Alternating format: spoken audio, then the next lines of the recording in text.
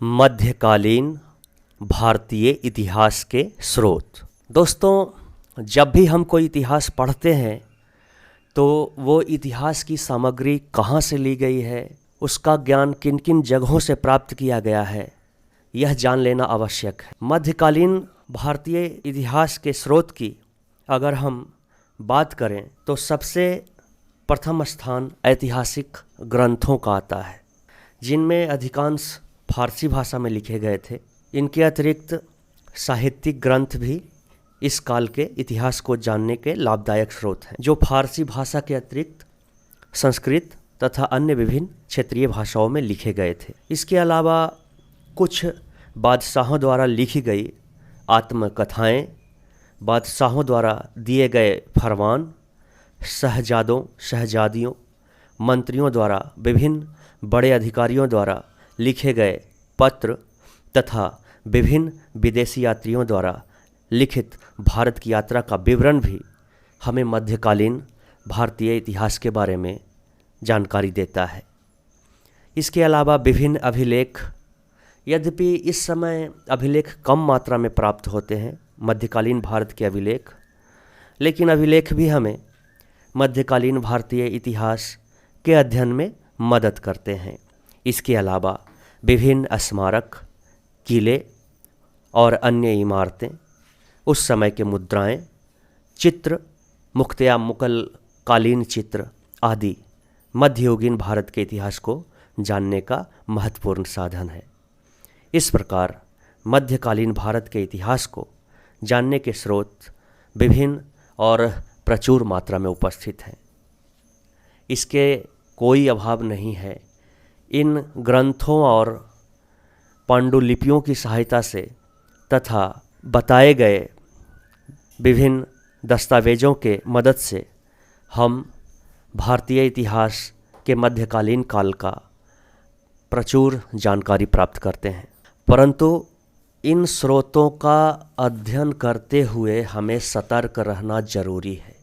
एक बात ध्यान से सुन लीजिए, इन स्रोतों का अगर आप अध्ययन कर रहे हैं, प्राचीन लेखक, किसी लेखक के अगर आप पुस्तक को पढ़ रहे हैं, प्राचीन राजाओं के किसी दस्तावेज को पढ़ रहे हैं, तो उसमें आपको सतर्क रहने की ज़रूरत है।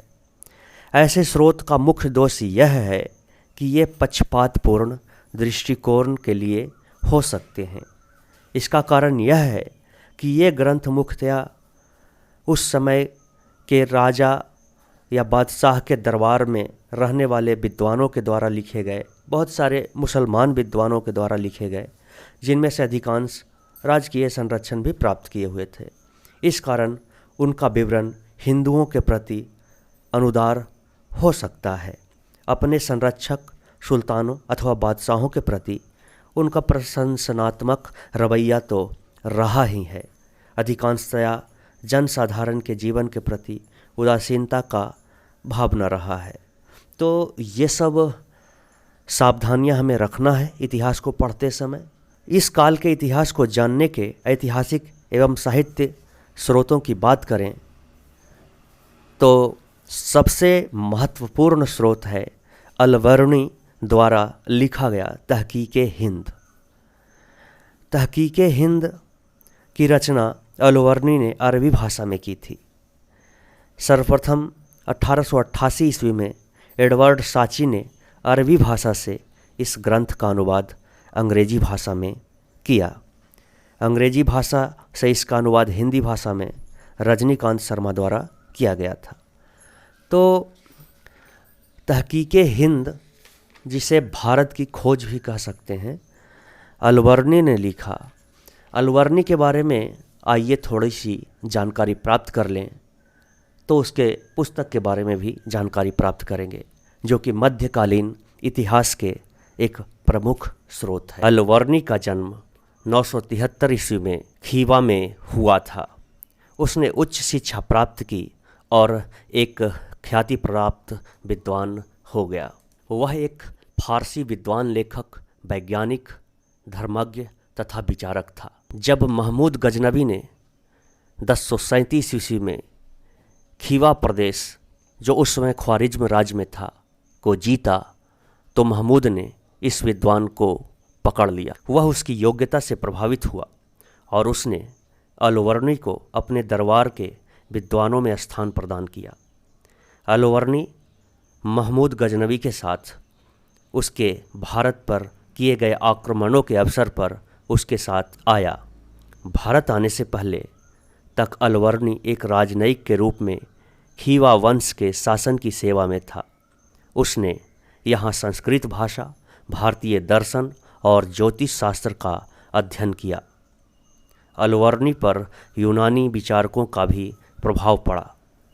उसने यूनानी विचारकों को अरबी पुस्तकों से जाना था। वह महमूद गजनवी के साथ भारत आया तो यहाँ पर समस्त क्षेत्रों का उसने बहुत बारीकी से अध्ययन किया और जितना भी अध्ययन किया उसके बारे में उसने एक पुस्तक लिखी जिसका नाम था तहकीके हिंद। उसकी यह पुस्तक तत्कालीन इतिहास को जानने का प्रमुख साधन है। इसके अतिरिक्त उसने कई संस्कृत की पुस्तकों का फारसी में अनुवाद किया। इस तरह उसने भारतीय साहित्य एवं दर्शन का मध्य एशिया में प्रचार करने में मदद की। अलवर्णी ने भारत की जलवायु, प्राकृतिक स्थिति, भाषा, रीति रिवाज, सामाजिक परंपराएं, धर्म, भारतीयों के कर्म सिद्धांत, जीव के आवागमन के सिद्धांत, मोक्ष सिद्धांत आदि के संबंध में लिखा। उसने भारतीयों के भोजन, वेशभूषा, मेलों, धार्मिक उत्सवों, मनोरंजन के साधनों आदि के विषय में भी बड़े विस्तार से वर्णन किया है। राजनीतिक स्थिति के विषय में अलवर्णी ने केवल उत्तरी भारत, गुजरात, मालवा, कन्नौज, पाटलिपुत्र और मुंगेर के बारे में विस्तार से लिखा है।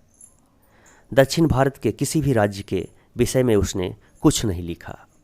उसने लिखा कि भारतीय शासकों में कोई पारस्परिक एकता नहीं है और विदेशी आक्रमण के अवसर पर वे कभी भी मिलकर एक नहीं हुए। उसने भारतीय जाति प्रथा की कठोरता, उसके दुष्परिणाम और अछूतों की स्थिति के बारे में लिखा।